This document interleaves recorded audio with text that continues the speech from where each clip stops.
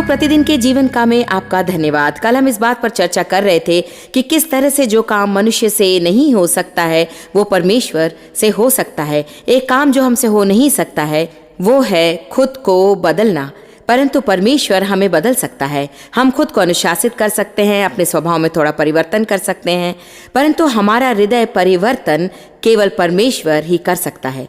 शायद आप इसलिए निराश होंगे कि आप खुद को बदलने की बहुत कोशिश करते रहे हैं और जितना अधिक आपने बदलने की कोशिश की उतना ही आप बिगड़ गए। मेरा विश्वास है कि आज हम ऐसे समाधान पाएंगे जिससे आपको प्रोत्साहन मिलेगा। प्रभु आशीष दे। हम उसके स्वरूप में बदलते जाते हैं, महिमा से महिमा में प्रवेश करते हुए। हम वचन के बिना बदल नहीं सकते। याकूब 4 में बताया गया कि हम हर समय निराश क्यों रहते हैं, झगड़े का कारण क्या है। वचन 1 कहता है आखिर हमारे बीच लड़ाई और झगड़ा क्यों होता है, सदा परेशान क्यों रहते हैं। ऐसे सम्मेलनों में मैं ये क्यों पूछती हूं कि आप में से कितने लोग संघर्ष कर रहे हैं और कितने लोग निराश हैं। कितनों को लगता है कि आप हर समय उलझन में पड़े हुए हैं। आप इसे किसी भी सभा में, किसी भी शहर में कहीं भी पूछ सकते हैं। टेलीविजन पर इसे देखने वालों में कई लोग घर बैठे सोचेंगे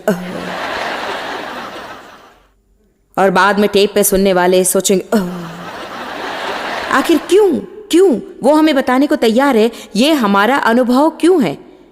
और वो कहता है समस्या ये है कि आप जलते हैं और आप वो चीज चाहते जो दूसरों के पास है, या उन चीजों को देखते जिन्हें आप पाना चाहते हैं और आप उन्हें प्राप्त करना नहीं जानते हैं, और आपकी इच्छा अधूरी रह जाती है और आप दूसरों से जलने लगते हैं और उनसे घृणा करते हैं। और ये हत्या करने से कुछ कम नहीं है। आप ईर्ष्या और क्रोध से जलते हैं। आप जो चाहते हैं उसे पाने में असमर्थ होते हैं।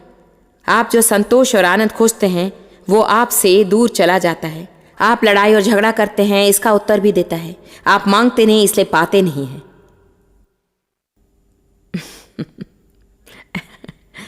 क्या आप जानते हैं कि हम कितनी चीजों से संघर्ष करते हैं। मैं आपसे बिल्कुल सच कह रही हूं ये कि हम उनके लिए कभी प्रार्थना भी नहीं करते। खैर चलो यूं ही प्रार्थना कर ले, बाकी सब कुछ हमने कर लिया है। हमेशा लोग ऐसा कहते हैं, प्रार्थना करने के अलावा और कुछ नहीं रह गया है। कितनी बड़ी मूर्खता है ना। पिछले 6 महीनों को हमने खुद को सताने में बिता दिया है, अब शायद हमें प्रार्थना करनी चाहिए। हमें अपने आप को प्रशिक्षित करने की जरूरत होती है हर चीज के लिए प्रार्थना करने के लिए, प्रार्थना करने के लिए, प्रार्थना करने के लिए, निरंतर प्रार्थना करने, दिन भर प्रार्थना करने। यदि कोई परिस्थिति उत्पन्न हो तो प्रार्थना करें, जरूरत पड़े प्रार्थना करें, कुछ पाना हो तो प्रार्थना करें, यदि जरा निराश महसूस करने लगते प्रार्थना करें, जरा उत्साह खो देते हैं तो प्रार्थना करें। आज आप चुप मत रहिए जब तक कि आप 3 दिन निराशा की खाई में पड़े रहें और फिर लोगों को आपको उठाना पड़ जाए। इन दुष्ट आत्माओं को दूर भगाने के लिए आपको किसी की जरूरत होती है। जिस क्षण आप खुद को डूबता हुआ महसूस करें, प्रार्थना कीजिए। आप कहिए नहीं शैतान तुम मेरे साथ ऐसा नहीं कर सकते, मैं आगे कभी निराश और नीरस जीवन नहीं जीऊंगा, मुझे तुम पर अधिकार प्राप्त है।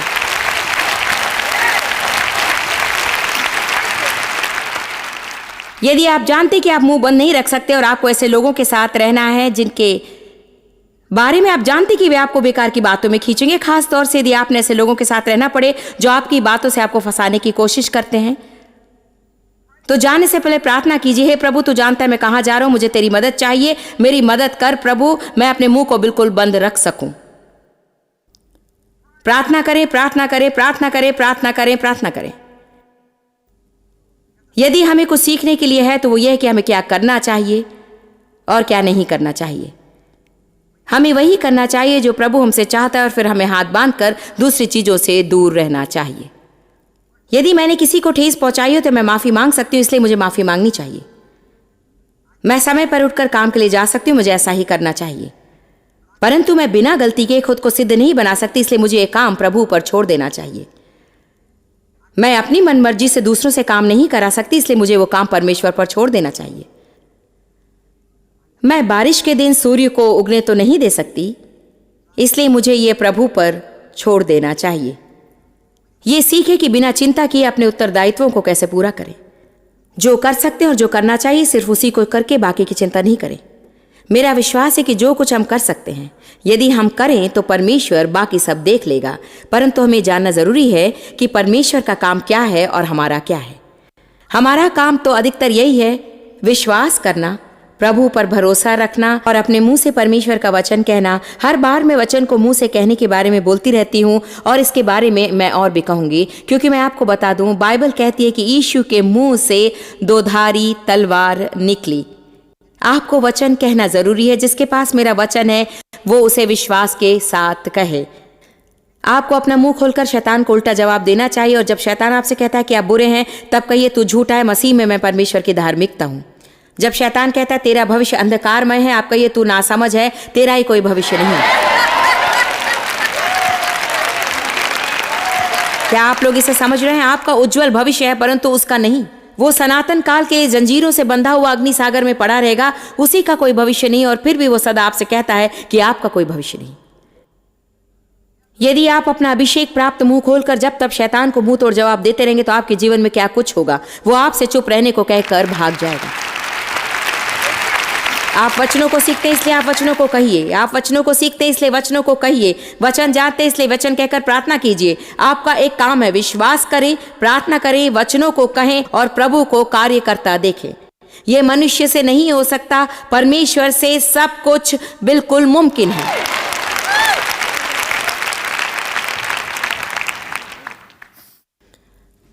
आज मैं उन चीजों के बारे में सोच रही थी जो मुझे पागल बना देते थे, और ये भी कि वे कैसे दूर हट गए। आप में से कितने को ऐसे बच्चे जिनकी आपको बड़ी चिंता है? क्या आप जानते हैं, यदि आप प्रार्थना करते रहेंगे और उनके बारे में अच्छी बातें कहते रहेंगे, आप वे बातें मत कहिए जैसे वे अभी हैं। आप उनके बारे में उस तरह की बातें कहिए जो वे प्रभु द्वारा पकड़े जाने पर कर सकते हैं। आपको कोई भी फल पैदा न करने वाला काम करते रहने की अपेक्षा ऐसा कुछ न कुछ करना चाहिए जिससे कोई न कोई फायदा हो। हमें ये प्रकाशन पाने की आवश्यकता है कि हम फलों को जांचने वाले बने। यदि आपका कर्म सड़े फल पैदा करता है तो उसे करना छोड़ दीजिए। यदि आप कोई काम करते हैं और उसके फलस्वरूप आप निराश और परेशान होते हैं, तो फिर उसे मत कीजिए। प्रभु से कहिए, मैंने उसे करना छोड़ दिया है, मैं वही करूंगी जो एक विश्वासी को करना चाहिए, और मैं तुझे काम करता हुआ देखने वाली हूं। आप अकेले रहते समय अपने घर में यहां वहां चलते हुए कहिए कि मेरे बच्चे परमेश्वर की सेवा करते हैं, वे पूरे मन से परमेश्वर पर प्रेम रखते हैं, वे प्रार्थना करते हैं, प्रभु को खोजते हैं। मेरे बच्चे नया जन्म प्राप्त आत्मा से भरपूर विश्वासी से ही शादी करेंगे, वे आत्मा से भरपूर आत्मिक बच्चों को पैदा करेंगे, वे मनन करते हैं, उन्हें प्रार्थना करना पसंद है। मैं अपने बच्चों के लिए विरासत छोड़ जाऊंगी, मेरे बच्चे मुझ पर गर्व करेंगे। मेरे सभी बच्चे किसी न किसी ढंग, रूप या तरीके से परमेश्वर द्वारा प्रयोग किए जाएंगे। मेरे जीवन में एक दिन भी ऐसा नहीं, मुझे नहीं लगता कि मेरे जीवन में एक दिन भी ऐसा है जब मैंने अपने मुंह से यह न कहा हो। मेरे सभी बच्चे उनके जीवन में परमेश्वर के बुलावे को अवश्य पूरा करेंगे। चाहे कोई भी काम हो, परमेश्वर ने उन्हें जो भी काम सौंपा है वे उसे अवश्य ही पूरा करेंगे। मैं वही बता रही हूं जो मैं करती हूं, और मैंने इसे अपने जीवन में सफल होता देखा है। परमेश्वर का वचन प्रभावशाली है। जब भी आप वचन कहते हैं उसमें एक अंतर्निहित शक्ति रहती है, और जब आप उसे पूरे विश्वास के साथ कहते हैं, वो शैतान को फिर से उस बिल के अंदर भगा देता है जिससे वो बाहर निकला। यदि पृथ्वी पर कोई दो एक मत होवे, आप शैतान के साथ एक मत हो सकते हैं या फिर पवित्र आत्मा के साथ। आमीन। पवित्र आत्मा इस पृथ्वी पर है, शैतान भी इस पृथ्वी पर है। हां, ये दो लोगों का आपस में एक मत होने के बारे में कहा गया है, परंतु हम विषय सेट कर कुछ नहीं कह रहे। क्या आप जानते हैं कि हम कितनी बार शैतान से एक मत होते हैं? शैतान कहता है, अरे जानते हो तुम्हारे बच्चे बुरी संगति में पड़कर नशा करेंगे, और आप कहते हैं, अरे मुझे बहुत डर लग रहा है कहीं मेरे बच्चे बुरी संगति में पड़कर नशा न करने लगे। क्या बुनियादी तौर पर लोग ऐसा नहीं करते? आपको कहना चाहिए, नहीं, मेरे बच्चे नशा नहीं करेंगे और न ही बुरी संगति से मिलेंगे, क्योंकि उन पर नजर रखने के लिए देवदूत है। मैं उनके लिए प्रार्थना करती हूं, और परमेश्वर सच्चा है, और उनके जीवन में जब तक वे जय ना पालें, मैं चुप नहीं रहूंगी। मैं लगातार प्रार्थना करती रहूंगी, करती रहूंगी, करती रहूंगी। मैं पुरानी बातों को याद करती हूं। सबसे पहले हमारी सेवकाई में हमारे टॉप लीडर में से एक जो 37 साल के हैं, पिछले हफ्ते उनके गले के पास खून जम गया था, जिसके कारण उनको दौरा पड़ा और उनकी हालत बहुत ही बिगड़ी हुई थी। और जानते हैं, आरंभ में उन्होंने बुनियादी तौर पर कहा कि वो नहीं बचने वाले।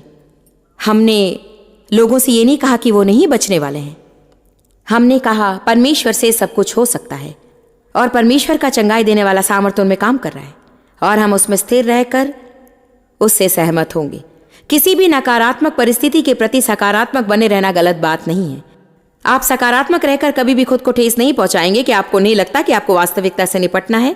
खैर, बातें कई होती है परंतु सच्चाई भी है।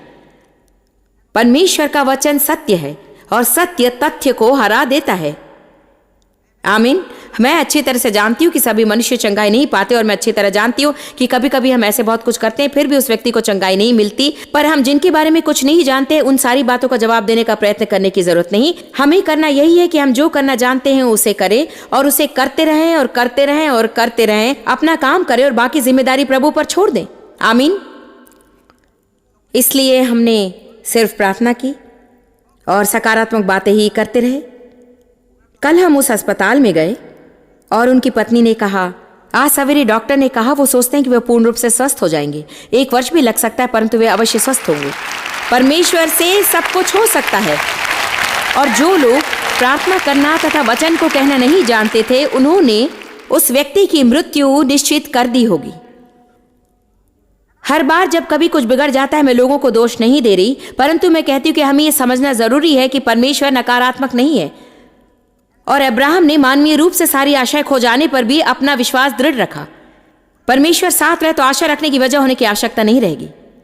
हम विश्वास से आशा रख सकते हैं क्योंकि हमारा काम है विश्वासी बने रहना। मैं ठीक से नहीं जानती कि अभी और यीशु के आगमन के बीच में क्या होने वाला है, परंतु उसने कहा मैं जब आऊंगा किस में मैं विश्वास को देख सकूंगा। हम इसी के जिम्मेदार हैं। हमारा काम है परमेश्वर पर विश्वास रखना और उसका काम है उसे प्रदर्शित करना।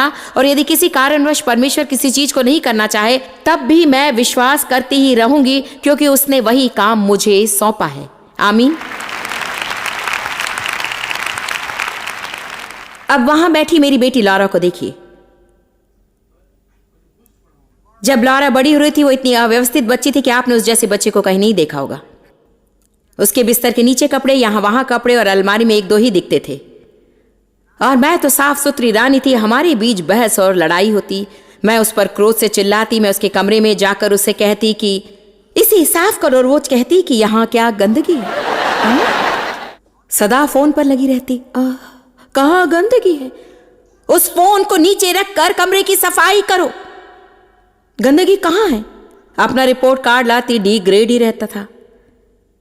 क्या तुम्हें कभी F ग्रेड मिला है? यूं ही पास हो जाती हो। F नहीं, केवल D और C ही। स्कूल से उसे नफरत थी। वो यही चाहती थी कि शादी करके बच्चे पैदा करे।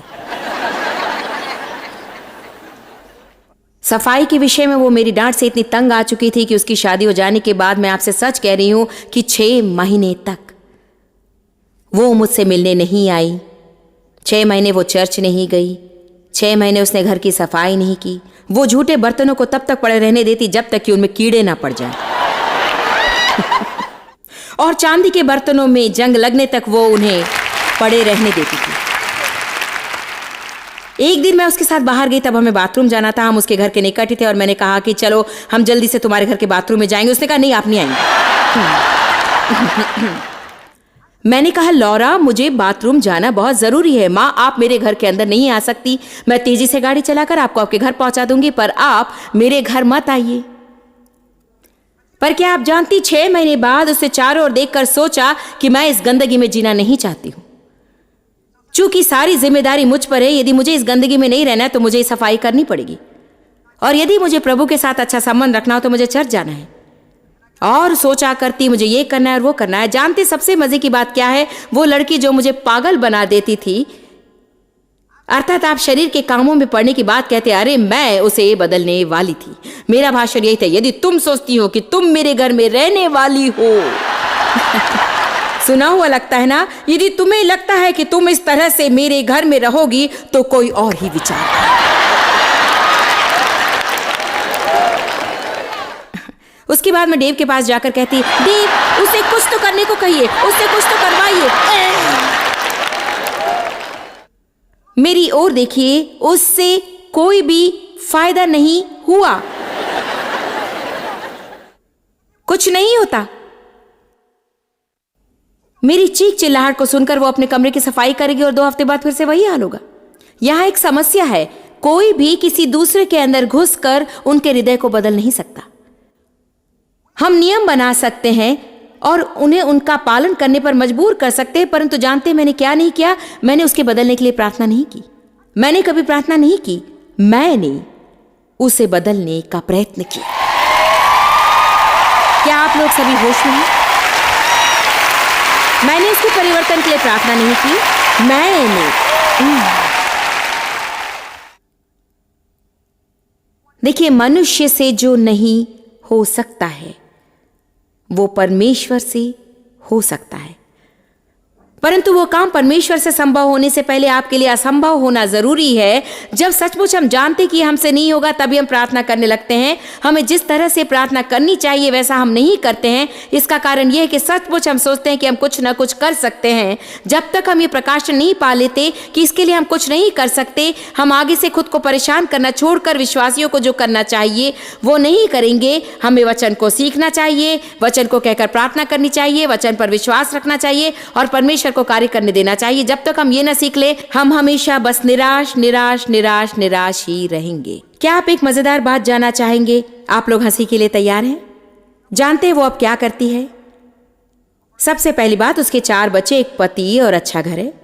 उसका काम है मेरे साथ यात्रा करना और मेरा ख्याल रखना। वो मेरे जीवन को सुव्यवस्थित रखती है ना ये व्यंग की बात? यानी क्या परमेश्वर भी मजाक करता है? क्या उसे भी मजाक करना पसंद है? जब वो 15 साल की थी तब यदि किसी ने मुझसे कहा होता कि किसी दिन वो मेरे जीवन को सुगठित करने में सहायक रहेगी तो मैं शायद हंस कर लोटपोट हो गई होती। और दूसरा है हमारा छोटा बेटा, उसका नाम है डैनी। उसका पालन पोषण करते समय मुझे लगता था कि वो मुझे पागल बनाकर ही छोड़ेगा, क्योंकि उसे स्कूल जाना बिल्कुल ही पसंद नहीं था। मौज मस्ती में दिलचस्पी रखता था और अजीब व्यक्ति वाला था।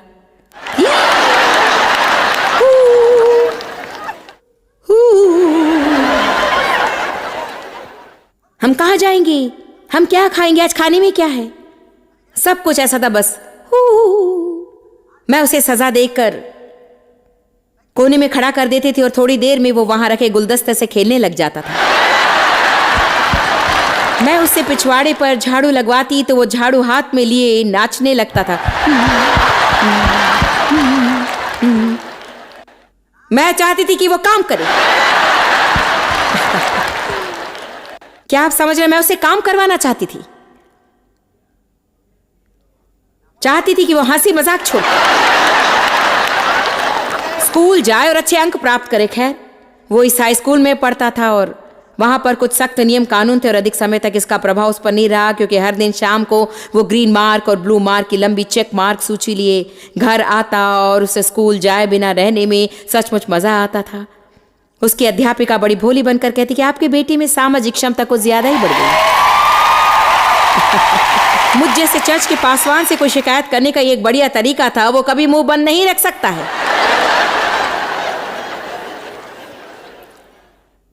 इसलिए मैंने उसे पब्लिक स्कूल में डाला और तब भी कोई फायदा नहीं हुआ। फिर से ईसाई स्कूल, फिर से पब्लिक स्कूल, कोई फायदा नहीं हुआ और अंत में मैंने हार मानकर एक ट्यूटर को रखा जो दिन भर उस पर निगरानी रखा करती थी। और अंततः हाँ, वो 12वीं कक्षा तक पहुंच गया। मैंने कहा प्लीज तुम कॉलेज मत जाना, तू कुछ भी कर ले पर कॉलेज मत जाना प्लीज। ओ, जब वो स्कूल से बाहर निकला तो मुझे बेहद खुशी हुई, परंतु उसके बाद मैं हर समय सोचती रही कि वो अपने जीवन में आगे क्या करेगा। आखिर वो क्या करेगा? शायद मुझे जीवन भर उसका सहारा बने रहना होगा। उसे कभी भी घर नहीं छोड़ना होगा। वो क्या करने जा रहा है बताइए? क्या किसी का बच्चा ऐसा है? आप सोच रहे तुम्हारा क्या होने वाला है? क्या तुम अपना बिल्स चुका पाओगे? आखिर तुम क्या करोगे? और जानते हैं अभी वो क्या करता है? क्या आप इसके लिए तैयार हैं? वो हमारी इस सेवकाई का CEO है। वही सेवकाई चलाता है। हर दिन मुझे बताता है कि मुझे क्या करना है। मैं जब बाहर जाती हूँ वो मेरा कार्यक्रम बनाता है, पहला, दूसरा, तीसरा, चौथा, पांचवा, ऐसा कीजिए, वैसा कीजिए, ये कीजिए, वो कीजिए। और वो इतना बढ़िया काम कर रहा है। मनुष्य से जो नहीं हो सकता वो परमेश्वर से हो सकता है। आमीन। सुनिए प्रियो, आपके बच्चों का एक बढ़िया भविष्य है। आपके विवाह के लिए एक आशा है।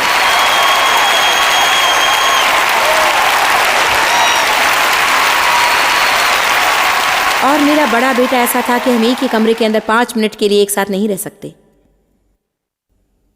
न जाने ऐसी क्या बुराई थी, और कई वर्ष बाद अंत में मैं जान गई कि वो मेरी तरह था, इसलिए मुझे वो पसंद नहीं था। अब ये मत कहिए कि आप अपने सभी बच्चों को चाहते हैं। आप उन पर प्रेम रखते होंगे, परंतु इसके ये अर्थ नहीं कि आप उन्हें चाहते हैं। Come on.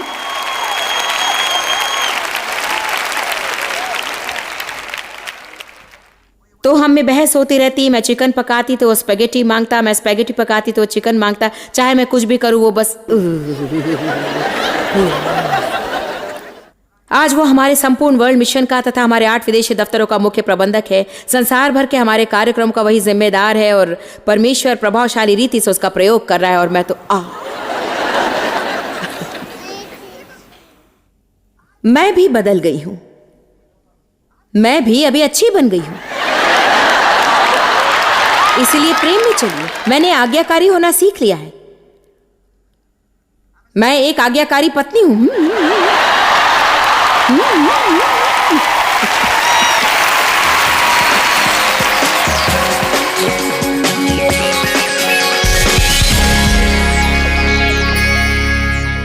हमारे जीवन में परमेश्वर कार्य करने के लिए प्रार्थना ही द्वार खोल सकती है। इसलिए अभी मैं आपके लिए प्रार्थना करने जा रही हूं और चाहती हूं कि आप मेरे साथ एकमत होवें।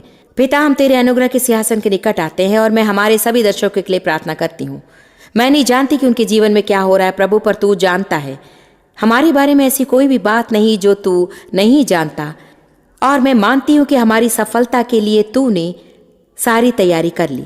मैं इस वक्त हर एक दर्शक के लिए प्रार्थना करती हूँ कि वे अपनी हर प्रकार की परिस्थिति में उस शांति को पाए जो समझ से बाहर हो, और उस खुशी को जो अवर्णनीय हो। प्रभु, हमें सिखा कि प्रतीक्षा कैसे करें। प्रतीक्षा करते समय हमें निराश ना होने दें। हम आशा के साथ इंतजार कर सकते हैं कि तू अवश्य हमारे जीवन में आज एक महान कार्य करेगा। मैं तुझे धन्यवाद देती हूँ प्रभु कि तूने हर एक को शांति दी है। यीशु के नाम में आमीन। प्रभु आपको आशीष दे और हम दोबारा आपसे फिर मिलेंगे।